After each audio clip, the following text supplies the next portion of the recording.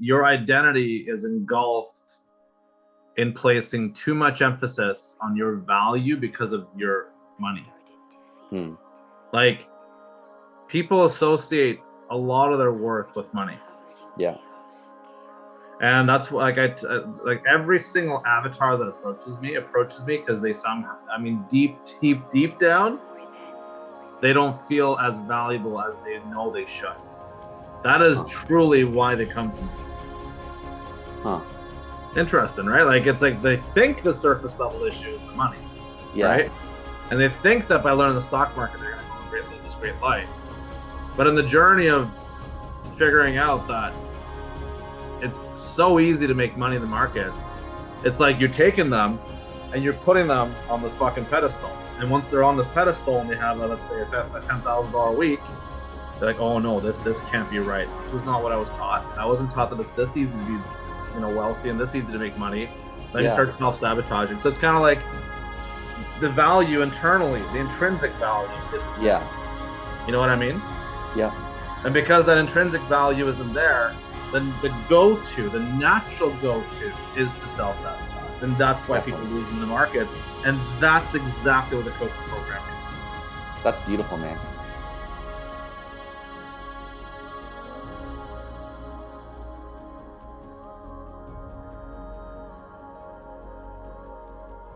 Like just almost plain boring stuff that everyone goes through, that you just like pop into your mind that, like it'd be funny to share this because like everyone can relate to that. Right. That wasn't a very good description, but does that kind of make sense? Or yeah, I'd have to think to, like, I don't know. I feel like that. I feel like sometimes I live such a, out there lifestyle that it's a little bit. It's not always relatable, right? Like, the problems that I deal with sometimes are not always relatable, right? So it's like, how do you bring people into your world when like 90% of what you go through is not what most people go through, Right. That's fair. Yeah. You're on a very different scale, I guess. Yeah. Right. So it's kind of like, how do you invite them into this level of like isolated experience without sounding degrading and like, like without sounding like you're on your high horse or something like that. Like, that's always been something that I've struggled with, is that how do I actually communicate my experience without coming across, condescending. Yeah. Well, it's hard because when I speak, there's so much, like, I want you to know so much, that's me, it's my ego. But my ego wants you to know so much so that you can pull yourself out of this shit. But then how it comes across sometimes, and I know that, is it comes across as like, almost challenging. And it's like, I don't mean that, but it's like, how do you get the truth out, Challenging is not too bad. Like there are certain, like, what's the saying, like hills you can die on, right? Like, I guess, because part of what your content and copy should do is do belief shifting, right? Mm-hmm. Like they think they need to wait years or have their money just wait in S&P 500. Like, you don't have to do that. I thought that too. Mm-hmm.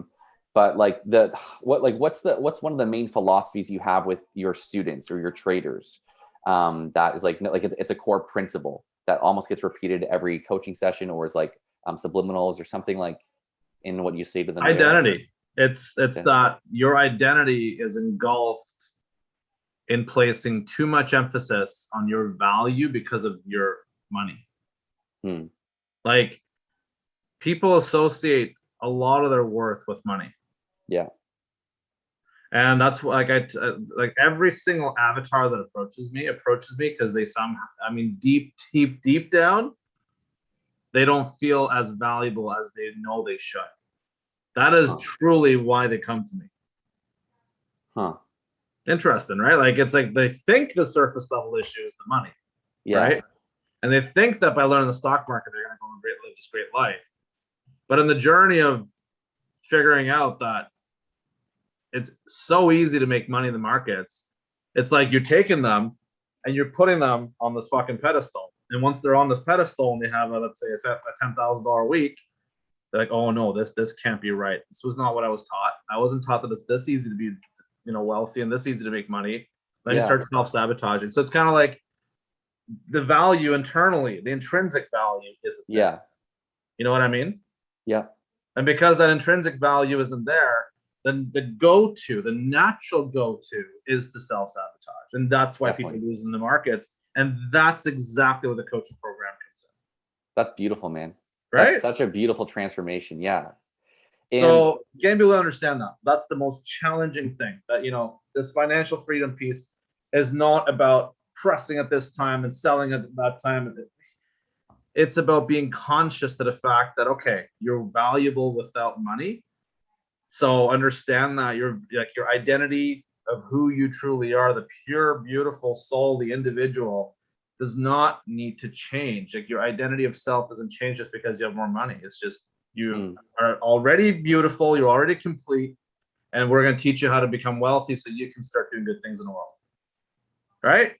So do you see how that naturally comes out of my mouth? But now try to bring that in post, and I'm just like, okay, what do I say? Gotcha. Okay. Because there's a lot of content you can write off what you just said, right? Right. But what do I do? This is where my limitation comes in. I'm like, okay, what do I say now again? What did I just say? Right. This is when I speak, Chris, I speak from, it's from the heart. I don't think about it. I just, poof, it comes out. I love that. I'm trying to recreate that. And I'm like, okay, what did I just say again? I don't think about it. Right. So yeah, man, that's where I struggle. I definitely want this recording too, because what you just said there has a lot of value. That's like the core principles of your program. I'll send it to you. Yeah. That'd be awesome. And then my follow-up question is for people who have a poor self-worth, right? Mm-hmm. And they're coming to you because they don't feel good and they think it's about money. Whose fault is that? That's a very good question. I think it starts out as being an external fault because of the programming brought to you from young years. Because where do we learn our first money lessons? We either don't ever learn them and we're forced to learn them on the streets with our friends and with what their pain points are, or we're going to always be victims of parents who don't understand money themselves and they're transferring that fear onto us, and that's why we do what we do. So, right? So the thing is, what people need to become conscious to and really, made aware of is 99.9% of their beliefs around money is an absolute farce. It's not real. The difference between them making $5,000 a month in a regular job and making $50,000 a week is quite literally what they believe is possible. And when they realize that it's all about, holy crap, I've been playing this wrong paradigm I had this whole time, and they see it, they're like, no way, this just happened. What? I just made $10,000? Just like that in 10 minutes? Yeah, you did. You did just make it in 10 minutes, because that is, I'm not even gonna call it the secret powers of the rich. It's just that's what the rich have understood, is that these are the true forces that exist in the world that do not get taught to the masses, because the masses do not have money, which trickles down into their offspring. And then that trickles down to the cycle of those offspring that just never will have money. Right? So you know what's funny and really cool? What? You're talking about having kind of mental, I guess roadblocks, small little roadblocks. But if you literally just posted what you said after I said, whose fault is that?